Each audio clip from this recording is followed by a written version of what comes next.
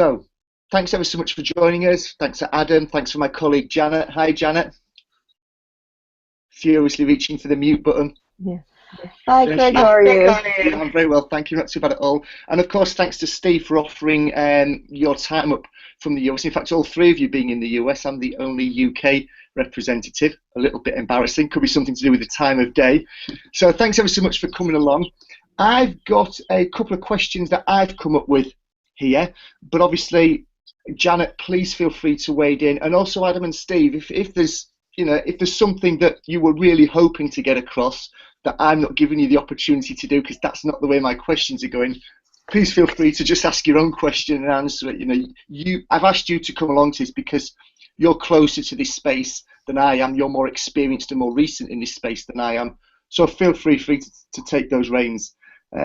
I've just had a message from one guy, from Bob, who's saying he's watching it on YouTube because his firewall's blocking him getting into the Hangout. So, Bob, there's probably going to be a few seconds delay, but thanks for sticking with us and thanks for looking at us somehow. And if you've got any questions, Bob, feel free to drop them into the messaging app just as you have done then, and I'll feel free to bring them up. So although you're not in this Hangout with us, feel free to contribute. So I've got a couple of questions, Steve, if I may start us off. Here we go. Absolutely. One of the objects that we look in this MOOC is a history of wearables.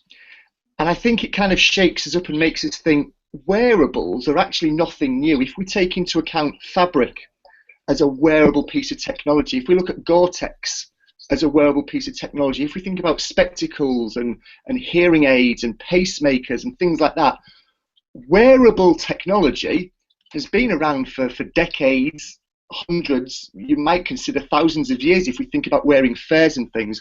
So why is it in the past 3, 4, 5 years, maybe slightly less than that, why have wearables become such a big thing to talk about when we've been wearing wearable tech for a long time?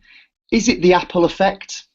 Is it the Internet of Things? Is it connectivity? Is it something else? So why do you think, Steve, that we're hearing more about wearables now than we were 5, 10, 15 years ago? Yeah, that's a really good question. I've actually got a lot of feedback. It's going to make it kind of hard for me to talk.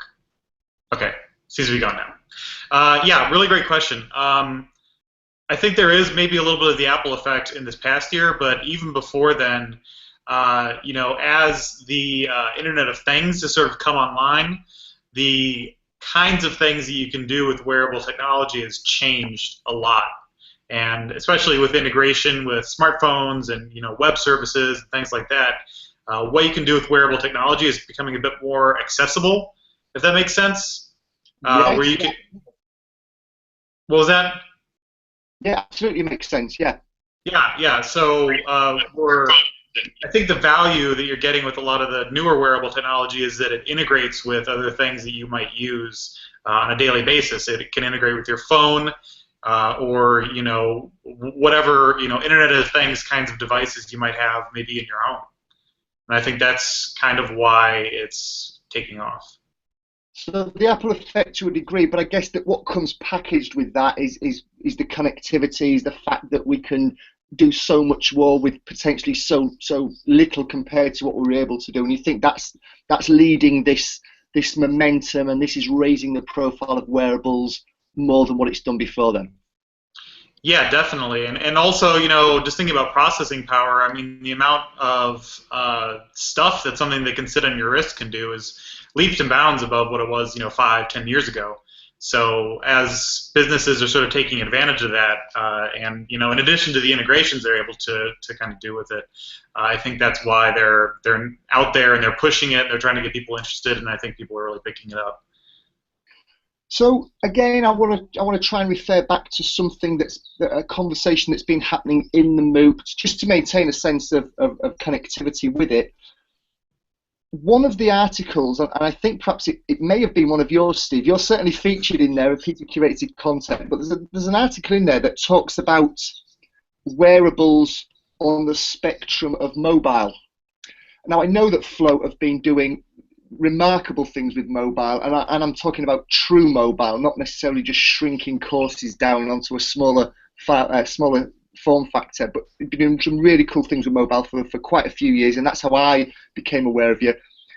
Do you think it's a prerequisite for organisations to have been through that mobile upbringing, if you like, to have reached maturity with mobile? And by mobile, I'm talking about phones and I'm talking about tablets. Do you think that's a prerequisite for a successful adoption of wearables, or do you think that actually, if you get it right, you can kind of leapfrog that and go straight to wearables? And I know that wearables is a very wide and vast term, and it could include all sorts of things.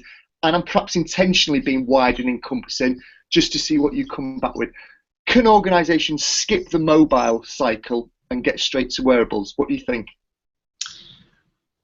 Again, a great question. I don't necessarily see the two as being that different. There are a lot of considerations in terms of form factor and user interface and user experience, but ultimately, I think what we've tried to do here at Float with our mobile efforts is to make it so that the information that we're providing on a mobile platform is contextual and relevant, and takes into account the fact that it's mobile, that it can move around, that the user could be doing this anywhere, and that's a big departure from classrooms and desktop courses and things like that. So I think that as long as you're kind of applying some of those same principles of flexibility and accessibility and this sort of mobile mindset, as long as you're applying those same principles to wearables, I don't think that they would be that different. Obviously, you can do different things with wearables, but I think for an industry perspective, I think a lot of the approaches you might take would be the same. Okay, so I guess for the organisations that have got that mobile maturity behind them, they might have an extra spring in their step, but actually it's not necessarily a reason to put off thinking about a mobile, thinking about some form of wearable project just because you don't have it behind you. I guess it's not necessarily going to stop you in your tracks. You might just be slightly behind the curve of those organisations that have got some mobile experience. Yeah, I mean, if you're interested in wearable technology and you've already sort of made the investment, made the leap to get into mobile technology, you've absolutely got a leg up.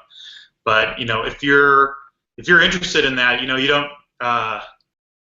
don't need to have done the wearable step. You just need to have or the mobile step. You don't need that background. You just need to have kind of the right approach to how you're doing it one way or the other. Perfect, thank you. I think you've won an argument for me in the MOOC. Not that I'm using you to fight my battles, but it always helps. So. No, yeah, you can, yeah. Thank you for that insight. I'm really conscious, of course, that we've got Adam and we've got Janet here as well. Of course, Adam, you might really want to put Steve on the spot here and ask you some really tough questions. I'm sure he'll thank you for it. And Janet, of course, please feel free to wade in either as a follow-on question to anything that Steve said, or indeed if you want to take it in your own direction, please feel free to do so. Don't wait to be asked because I might forget. So just interrupt me. You've mentioned about organisations, Steve, using mobile, using wearables.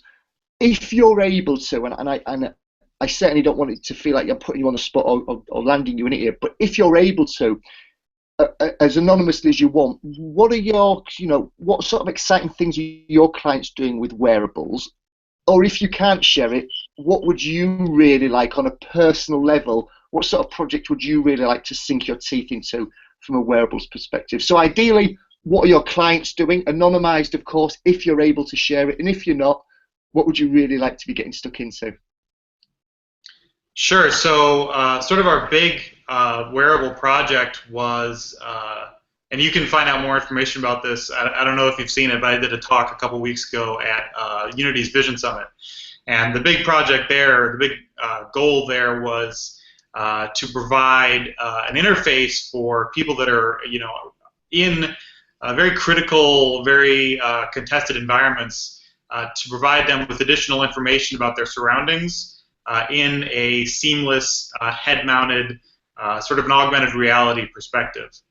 So that's like the big thing that we've done, and certainly it was a huge learning experience for us. I mean, it sort of took advantage of a lot of different capabilities in these devices. image processing and communicating with the server, getting more data back from a server about a vehicle or about some text that you want to translate and things like that. So that was the big thing. And I think generally what we've seen is a trend towards finding out what wearables are good for, what they bring to the table, more or less, and how we can use that to kind of augment the workforce, how we can make it easier for them to do their jobs in a wearable, using the unique advantages of wearable. Okay. Now, I mean, completely by accident, but very, very fortuitously, there's kind of a lead-on question that Bob asked a few minutes ago. Bob Schaefer works for Raytheon, and he's observing this again through Hangouts. Hi, Bob. Bob's asked a question here that I think has a distinct parallel with what you said, or might even intersect with it. He said that ambient noise has been a challenge for them when trying to use for technicians. The tools keep getting better. Any thoughts related to ambient noise while using a headset type wearable? So I guess his technicians are getting a real problem with background ambient noise. Possibly the people at the other end are getting problems with it. Any thoughts or insights or experiences with that? That's a good question, and depending on where your workforce is, that can be a big issue. If you're outdoors, there's wind and weather to take care of. But if you're obviously on sort of a factory kind of like on the floor, that can be very noisy. I'm not sure. I don't know if you would have any more insight on this. Whether he's talking about sort of like voice recognition in terms of ambient noise, or in actually like using sound to present information to the user. I don't. I mean, hopefully he's heard you ask me that very question. So if you're still there, Bob, feel free to update that. So the question from Steve was, is it a case of the ambient noise is blocking out the speech recognition from the person wearing it? I guess the other challenge is the ambient noise blocking any sort of audio transmission to the wearer? And I guess the other aspect, if there's somebody at the other end of this device, if it's connected with somebody, are they having a problem? Here we go. That was quick. It's automotive technicians. Yes, it is voice recognition, Steve. VR versus AR. What should a customer focus on for them? So I think it dropped up a couple of questions here, I think, but it was voice recognition for automotive technicians. So I guess they're in a manufacturing environment. There's machinery, there's conversation, there's echoes, there's the production line taking place. Yeah, so this is not at all just a problem with wearables, and Google and Apple are both dumping a ton of money into making this sort of thing better. Actually, Google posted, to sort of tie it back into your artificial intelligence a little bit, they talked, I believe it was a month or so ago, about how they're using convolutional neural networks to improve the results of text or of speech recognition. So actually training a neural network on hundreds or thousands of speech samples and then using that to improve the results in environments with a ton of noise, other people talking, and that sort of thing.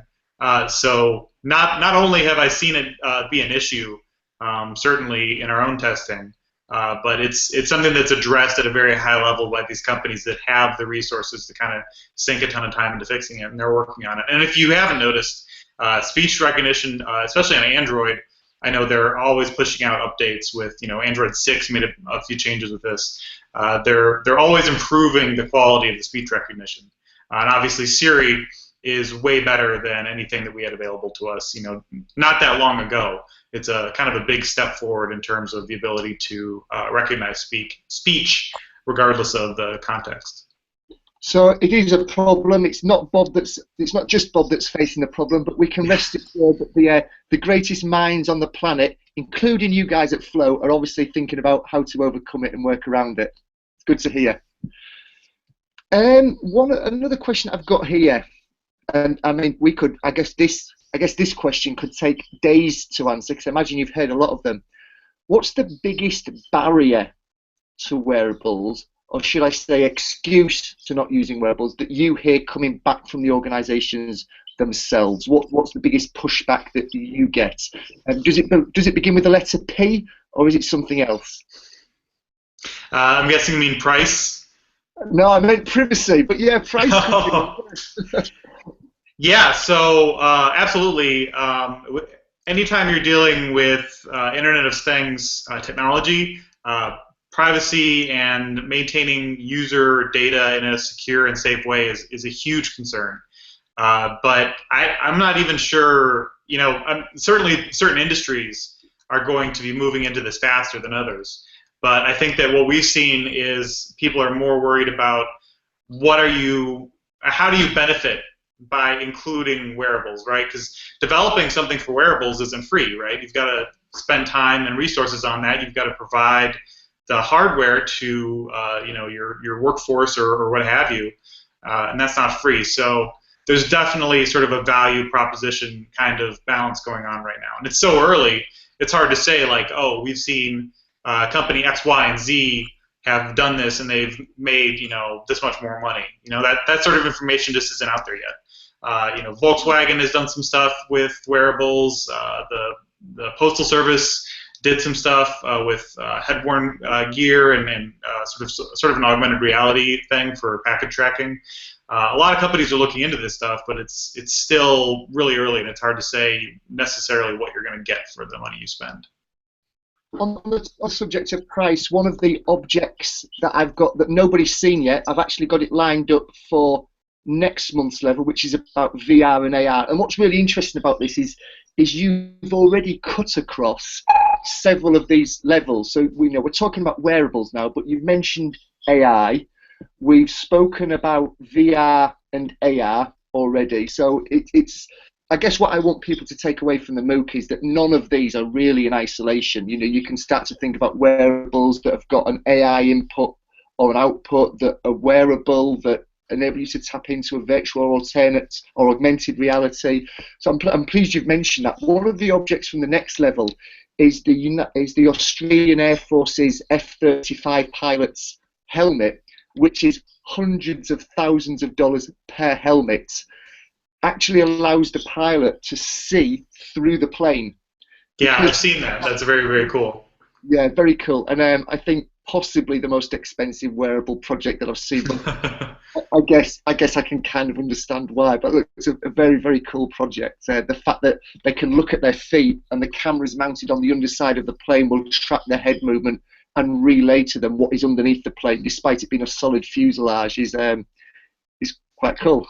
And very expensive. Yeah. So I'm really conscious of the time. I'm also conscious that I've got one or two questions left lined up, but I'm conscious that Janet or indeed Adam, Janet might want to ask a question. Adam, you might want to bring something up from your perspective. So just want to give a few moments to see if Adam or Janet want to open their mics up. Janet, I know you're keen on data and analysing data and tracking performance through that. So if there's anything in that field that you want to sort of address, please feel free to put Steve on the spot.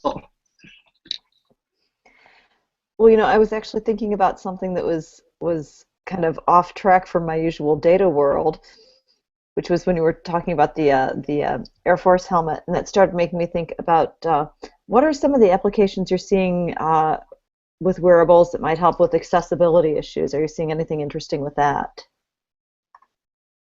That's a good question, and there are definitely some very exciting things on the way.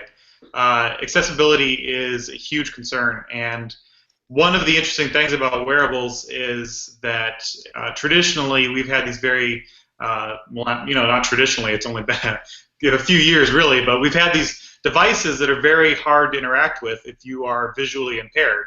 And Apple and Google have both done a lot of work to make the devices as accessible as possible, but it doesn't change the fact that if you can't see what's going on the screen, it's a flat glass panel, and that leaves a lot to be desired.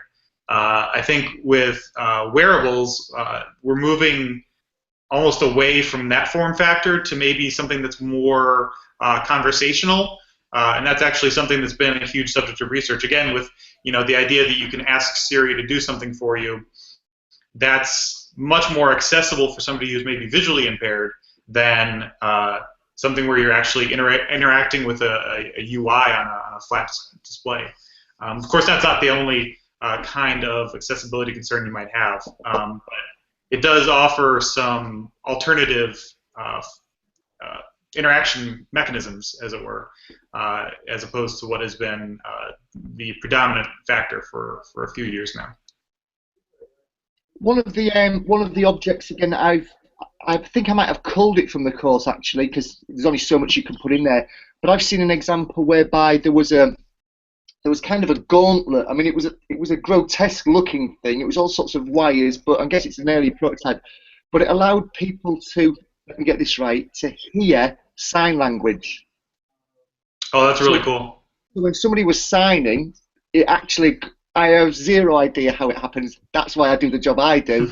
But it actually, you know, I guess it was picking up on motion or tendons moving in the arms or digits moving, but it was able to allow people to hear sign language, which I thought was just mind-blowing. If I can find that link, and it'd be quite easy to do, I'll make sure I share it on Twitter afterwards for you to take a look at, Steve.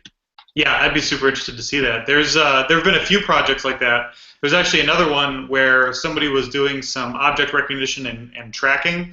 They would wear a few markers on their fingers, and they'd have a camera basically on their chest, and they would be able to track their motion of their fingers, and they could use that to sort of turn sign language into text. Right.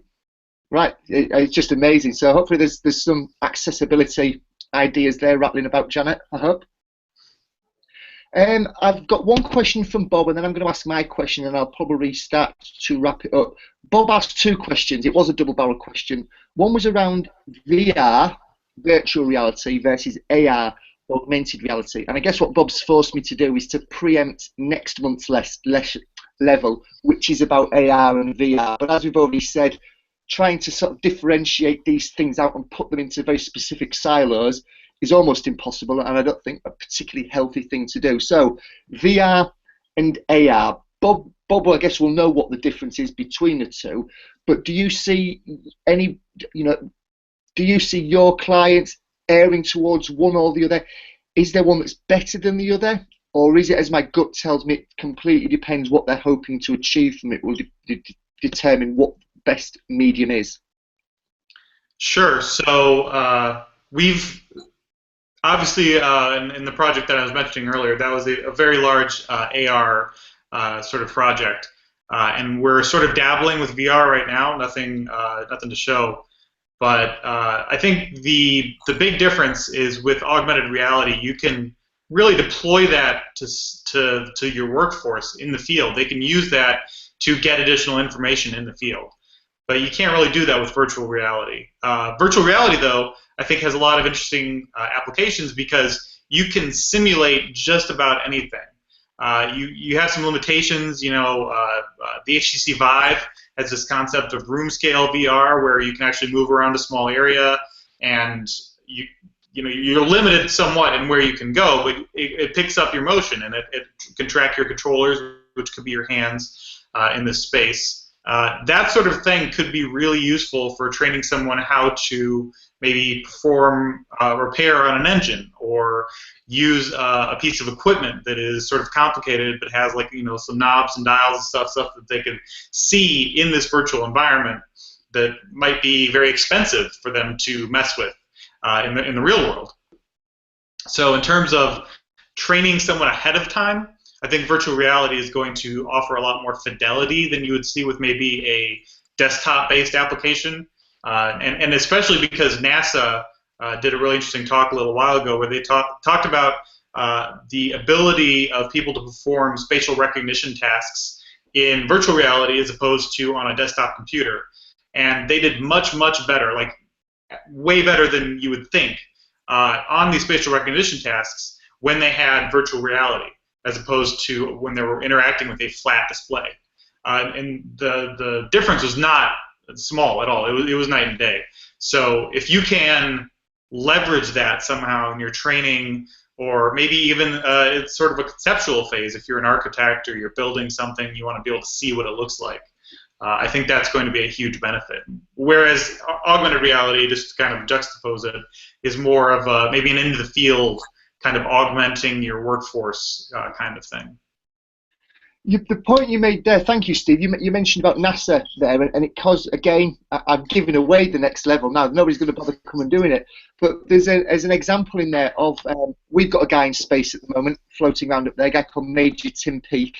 There's an object where he was training, and he's ground training to do the space flight rescue simulator, but again using VR. So it just triggered me to think, oh yeah, we've got an example in the next level of the MOOC with those guys and gals floating around up there using VR for their training. And I guess the people that are responsible for training them don't do things in half measures and kind of don't cut corners. So I guess there's some research gone into, was that the best way of training them? There's another object that's in there, something you said right at the beginning about being able to put people into almost any environment. There's one use case I've seen of it, and you've probably seen this, Chris, but it's a TED Talk by a guy called Chris Milk. And he's talking about VR being the ultimate empathy machine. And he talks about some projects that are not about complex, dangerous type activities. They're not about sort of motor type skills, locomotor skills. They were about letting people understand about the state of refugees and about famine and about these sorts of environments that we can see on the TV, and we can read about and we can hear about. And of course, it never quite puts you in that. It doesn't make you feel hungry, although maybe it will get to that stage. But he spoke about it. They actually took it to the UN and allowed several of these incredibly important UN people to put these headsets on and gain a real feeling of empathy for these people that were in this disparate, almost alien type environment. And it did make me think that VR, yes, it's good for allowing people to practice and hone their motor skills, but there's also something I think particularly to tap into from an empathy and a processing perspective that maybe isn't the obvious use of VR, but it's probably a simpler use of VR because it's maybe just about immersion rather than tacit skills. Yeah, I think we're just starting to see the real benefits of high-end VR. This is not the first time VR has come around, but I think it's the first time where we've got the technology and people have put the thought into how it's going to be implemented, so that the hardware can support very innovative concepts like you're saying, like teaching somebody empathy in VR. You need, I think, a lot of verisimilitude in the level of detail of the simulation in order for that to work. So I am absolutely excited to see what people do with it. And this stuff is coming on the market. This will be available to consumers here in just the next few weeks. We've got the Vive and the Oculus Rift coming out. So expect to see a lot of growth in this field very, very quickly. My final question, if I may, Stephen, and of course I'm still going to offer it out to anybody that's looking on YouTube and Janet and Adam, but my final question, unless your response prompts another one, we've talked about some crazy AI, some crazy wearable projects. We've talked about the Australian Air Force and their multi-hundred millions of dollars for a helmet. We've spoken about putting people into space and training them for that. We've spoken about allowing the UN to gain an nth of an insight into the refugee crisis within the world. I want to bring all that back down to a really fine point now, and I guess a really typical end user pragmatic perspective.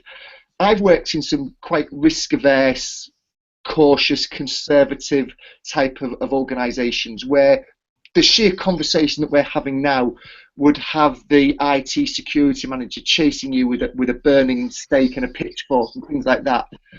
I've also worked in some organizations whereby I've been able to get things moving by adopting a very small guerrilla, as Jeff Stead was there, a small guerrilla type of approach.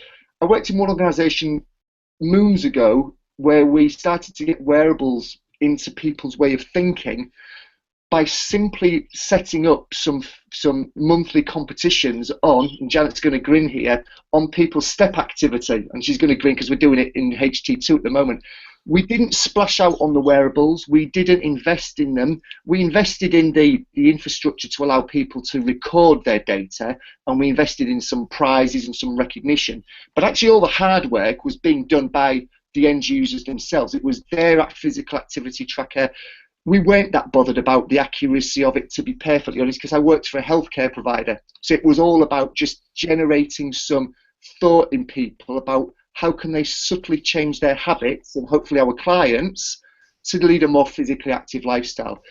So is there any advice that you would give anybody that's watching this live or recording of this that loves the big ideas, but actually they're starting right here on day one? Are there any tips that you could give people to allow them or their team or their department or their business to just start to dip their toes in the water of wearables?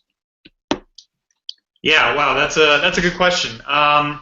You know, it's obviously going to depend a lot on the company and the context, but you know, maybe if you're interested in this sort of thing, go out there and, you know, buy a device, get like a Fitbit or an Apple Watch, and kind of see how that shapes your behavior. I think that one of the really interesting things about wearables is they make you a little bit more aware of things that maybe you wouldn't think about. They can help to amplify things like, you know, the Apple Watch telling you to stand up every half hour or whatever. You know, tracking your steps throughout the day can help you lead a more active and healthy lifestyle, and maybe that's what you're going for in your wearables push.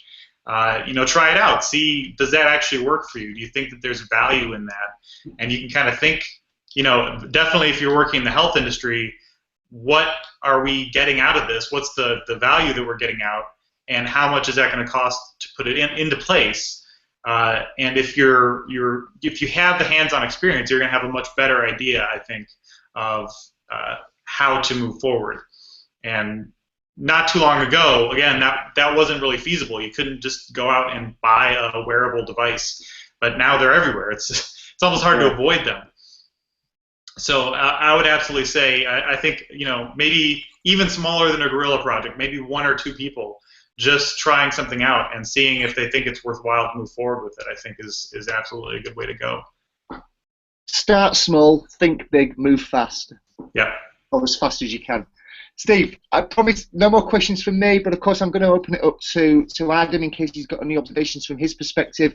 Janet, if you've got any further questions, whether they relate to your particular field or not, and anybody that's watching on YouTube, feel free to drop any last questions in. We've got a few minutes to keep the pressure on Steve and keep him under that spotlight, so over to you guys. If there isn't, then I'll give it a couple of moments and we'll thank Steve and let him carry on with his working day. So Adam, YouTube, Janet, over to you.